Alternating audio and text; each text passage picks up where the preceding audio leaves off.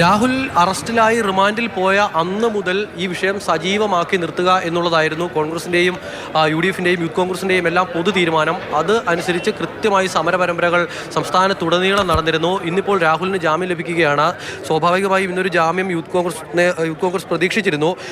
ഇന്നിപ്പോൾ ഇന്നത്തേക്കായിരുന്നു ജാമ്യാപേക്ഷ പരിഗണിക്കാനായി മാറ്റിവെച്ചത്. പക്ഷേ പിന്നാലെ ഒരു 3 കേസുകൾ കൂടി ഈ രാഹുൽ ജയിലിൽ കിടക്കുമ്പോൾ രാഹുലിനെ 4 കേസുകൾ അറസ്റ്റ് ചെയ്തു. അതിൽ മറ്റു കേസുകളിൽ രാഹുലിന് നേരത്തെ ഇന്നലേക്കായി ജാമ്യം കൊടുത്തിരുന്നു. ഒരു കേസായിരുന്നു പിന്നീട് അവശേഷിച്ചിരുന്നത്.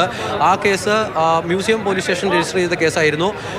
ആ കേസുമായി ബന്ധപ്പെട്ട് കോടതി രാഹുലിന് ജാമ്യം അനുവദിക്കുമെന്ന് യൂത്ത് കോൺഗ്രസുകാർക്ക് ഉറപ്പുണ്ടായിരുന്നു. കാരണം പൊതുമുതൽ നശിപ്പിച്ചത് അടക്കമുള്ള കുറ്റങ്ങൾ മാത്രമേ ഉള്ളൂ. ഈ കേസ് പോലെ ആദ്യത്തെ സെക്രട്ടേറിയറ്റ് മാർച്ചിൻ്റെ കേസ് പോലത്തെ ഗുരുതര വകുപ്പുകൾ അതിലുണ്ടായിരുന്നില്ല.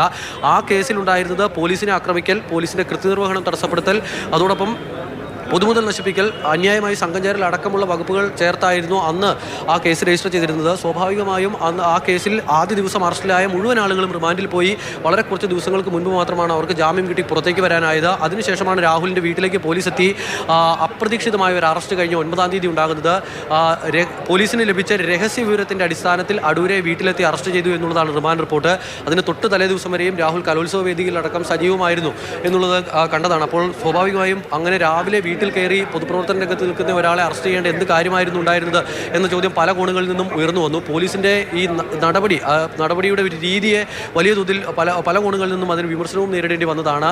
മുഖ്യമന്ത്രി ഈ അറസ്റ്റിന് പിന്നാലെ യൂത്ത് കോൺഗ്രസ് പ്രവർത്തകർ ഈ സംസ്ഥാന വ്യാപകമായി തന്നെ സജീവമാകുന്നത് കാരണം കാസർഗോഡ് മുതൽ തിരുവനന്തപുരം വരെ പ്രതിഷേധങ്ങൾ ഇങ്ങനെ അരങ്ങേറുകയായിരുന്നു. പ്രതിഷേധ സമര പരമ്പര തന്നെയായിരുന്നു. അതിനൊരു ക്ലൈമാക്സ് ആയിരിക്കുമോ ഇന്ന് തിരുവനന്തപുരത്ത്?